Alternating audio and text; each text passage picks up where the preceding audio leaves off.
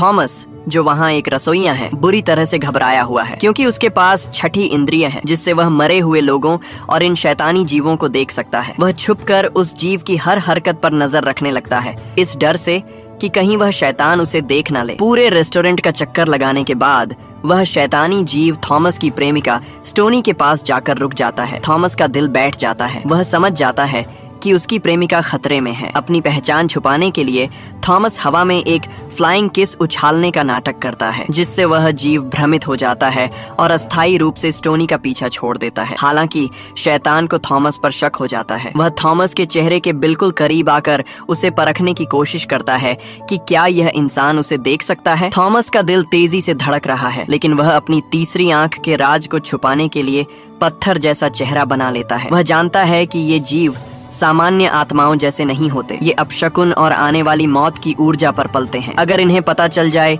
कि कोई जीवित व्यक्ति इन्हें देख सकता है तो ये उसे बेरहमी से मार डालते हैं। अपनी बेहतरीन अदाकारी के दम पर थॉमस फिलहाल अपनी जान बचा लेता है। जैसे ही स्टोनी टेबल से उठकर जाती है, वह जीव फिर से उसके पीछे लग जाता है। लेकिन तभी रेस्टोरेंट का दरवाजा खुलता है और एक सूट वाला रहस्यमयी आदमी अंदर आता है। उस आदमी के शरीर से मौत की इतनी तीखी गंध आ रही है कि वह शैतानी जीव तुरंत स्टोनी को छोड़ देता है। थॉमस देखता है कि उस एक आदमी के पीछे नरक के दूतों की एक पूरी फौज उमड़ पड़ी है। वे उसे किसी मसीहा की तरह घेरे हुए हैं, मानो उसकी मानसिक बुराई को और बढ़ावा दे रहे हों। थॉमस ने आज से पहले इतने सारे शैतान एक साथ कभी नहीं देखे थे। इसका मतलब साफ था कि शहर में एक बहुत बड़ा कत्लेआम होने वाला है। वह आदमी बेखबर होकर एक दुकान से आइसक्रीम के 2 डिब्बे खरीदता है और मॉल से बाहर निकल जाता है। अजीब बात यह होती है कि मॉल के बाहर निकलते ही वे सारे शैतान अचानक रुक जाते हैं और थॉमस की ओर मुड़कर देखते हैं, जैसे उन्हें आदेश मिला हो। फिर वे अचानक नरक का दरवाजा खोलकर गायब हो जाते हैं। थॉमस अपनी स्कूटर उठाकर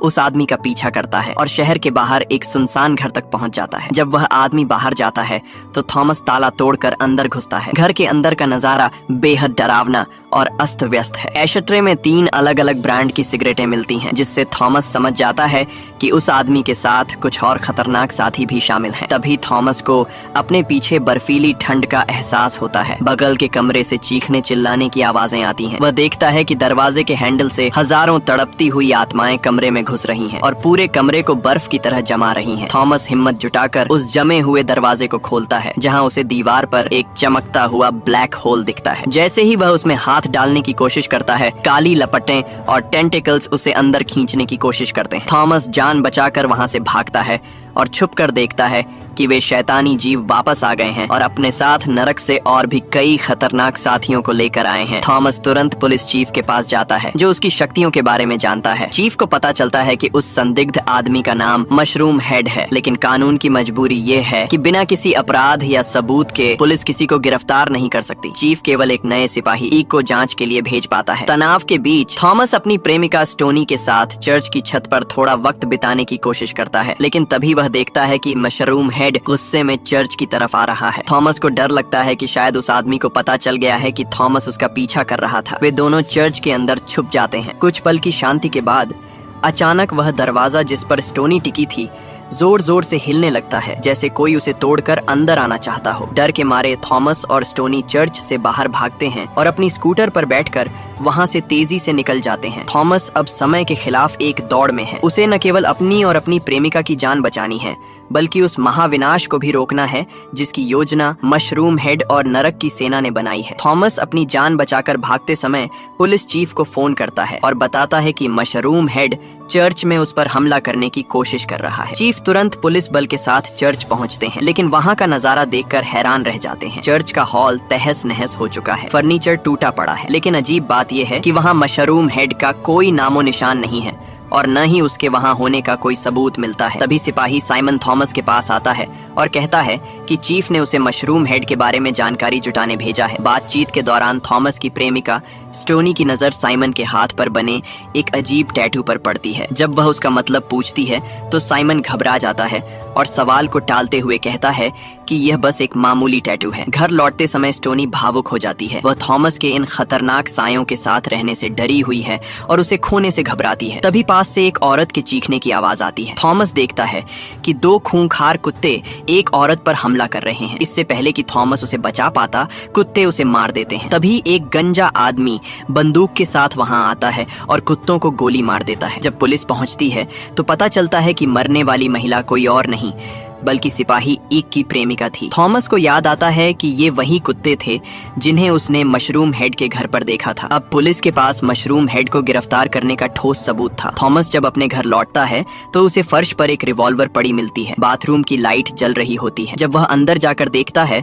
तो उसके होश उड़ जाते हैं। बाथटब में मशरूम हेड की लाश पड़ी है। थॉमस को समझ नहीं आता कि अगर मशरूम हेड मर चुका है तो चर्च में उस पर हमला किसने किया। लाश की हालत देखकर लगता है कि वह काफी समय पहले मर चुका था। तब थॉमस को एहसास होता है कि चर्च में उसने जिसे देखा था वह मशरूम हेड नहीं बल्कि उसकी भटकती हुई आत्मा थी। उसे फंसाने की साजिश रची गई है, इसलिए वह पुलिस को बुलाने के बजाय लाश को एक पुरानी जेल में छुपा देता है। सड़कों पर अब नरक के दूतों की तादाद बढ़ गई है, जो इस बात का संकेत है कि बड़ी तबाही होने वाली है। थॉमस पुलिस चीफ के घर मदद के लिए पहुंचता है, लेकिन वहां पहले से ही एम्बुलेंस खड़ी है। चीफ पर हमला हुआ है और वे कोमा में हैं। थॉमस सुराग ढूंढने फिर से मशरूम हेड के घर जाता है। वहां मशरूम हेड की रूह उस पर हमला करती है। आत्माएं वैसे तो चोट नहीं पहुंचा सकती, लेकिन वे चीजों को हिलाकर हमला कर सकती हैं। किसी तरह बचकर थॉमस वापस जेल जाता है और लाश की जांच करता है। उसे मशरूम हेड के सीने पर वही टैटू मिलता है जो सिपाही साइमन के हाथ पर था। ये टैटू अंधेरे के पुत्रों का था, एक ऐसा कट्टरपंथी समूह जो विनाश की पूजा करता है। थॉमस को समझ आ जाता है कि हमला किसी भीड़ भाड़ वाली जगह पर होगा। वह मॉल की तरफ भागता है क्योंकि स्टोनी भी वहीं काम करती है। मॉल के पीछे उसे साइमन की पुलिस गाड़ी मिलती है। अंदर जाकर वह देखता है कि सारे सुरक्षा गार्ड मारे जा चुके हैं। एक नकाबपोश आदमी उस पर हमला करता है जिसे थॉमस ढेर कर देता है। नकाब हटाने पर पता चलता है कि वह सिपाही इक था। इक ने ही अस्पताल में चीफ को मारने की कोशिश की थी। जैसे ही थॉमस मॉल के मुख्य हिस्से में पहुंचता है, वह देखता है कि हजारों शैतानी साए वहां भर चुके हैं। अचानक चीख पुकार मच जाती है। मॉल के सारे दरवाजे बंद कर दिए जाते हैं ताकि कोई बाहर न जा सके। तभी एक हमलावर राइफल लेकर अंधाधुंध गोलियां चलाने लगता है। स्टोनी भी उसी की रेंज में होती है। थॉमस अपनी रिवॉल्वर निकालता है और कांपते हाथों से हमलावर पर गोलियां चलाता है। नरक के दूत थॉमस को रोकने की कोशिश करते हैं, लेकिन थॉमस हिम्मत जुटाकर हमलावर को मार गिराता है। परंतु जब वह स्टोनी की दुकान की तरफ देखता है तो वहां गोलियों के निशान और तबाही के सिवा कुछ नहीं दिखता। स्टोनी कहीं नजर नहीं आती। थॉमस का दिल यह सोचकर बैठ जाता है कि कहीं वह भी इस गोलीबारी का शिकार तो नहीं हो गई। थॉमस घबराते हुए उस दुकान के अंदर जाता है जहाँ उसकी प्रेमिका स्टोनी काम करती है। उसे डर है कि वह मारी गई, लेकिन तभी स्टोनी काउंटर के नीचे से सुरक्षित बाहर निकलती है। थॉमस चैन की सांस लेता है, पर उसे तुरंत एहसास होता है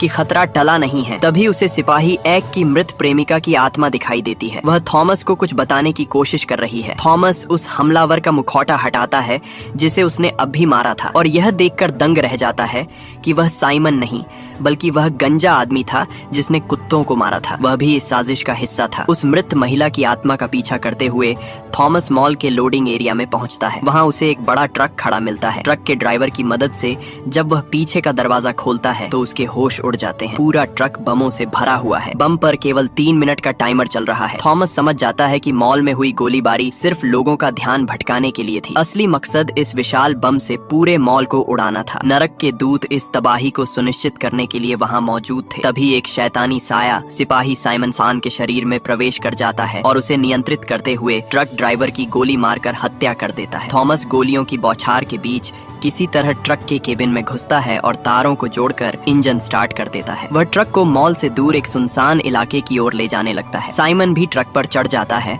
और थॉमस पर गोली चलाता है, लेकिन निशाना चूक जाता है। जब धमाके में सिर्फ 10 सेकंड बचते हैं, साइमन अपनी गिरी हुई बंदूक उठाने के लिए झुकता है। इसी मौके का फायदा उठाकर थॉमस चलते ट्रक से कूद जाता है। अगले ही पल ट्रक एक जबरदस्त धमाके के साथ फट जाता है। साइमन और उसके साथ मौजूद शैतानी साए उस आग के गोले में भस्म हो जाते हैं। थॉमस बेहोश होकर जमीन पर गिर पड़ता है। जब थॉमस अस्पताल के बिस्तर पर आंखें खोलता है तो वह खुद को अपनी प्रेमिका स्टोनी की बाहों में पाता है। पूरा शहर थॉमस को एक हीरो मान रहा है जिसने हजारों जानें बचाई। थॉमस और स्टोनी एक साथ अपने घर में खुशियां मना रहे हैं, मानो सब कुछ ठीक हो गया हो। लेकिन तभी पुलिस चीफ थॉमस से मिलने आते हैं। चीफ की आंखों में आंसू हैं और वे थॉमस को एक ऐसा सच बताते हैं जो उसका दिल तोड़ देता है। वे कहते हैं, थॉमस, अब इसे रोकना होगा। पुलिस ने आखिरकार उसका शरीर ढूंढ लिया है। सच्चाई यह थी कि स्टोनी मॉल में हुई पहली गोलीबारी में ही मारी गई थी। थॉमस की तीसरी आंख ने उसे स्टोनी की आत्मा के साथ रहने का मौका दिया था। थॉमस इस सच को स्वीकार नहीं कर पा रहा था और सदमे के कारण अपनी प्रेमिका की रूह को ही हकीकत मान बैठा था। अब समय आ गया था कि स्टोनी की आत्मा को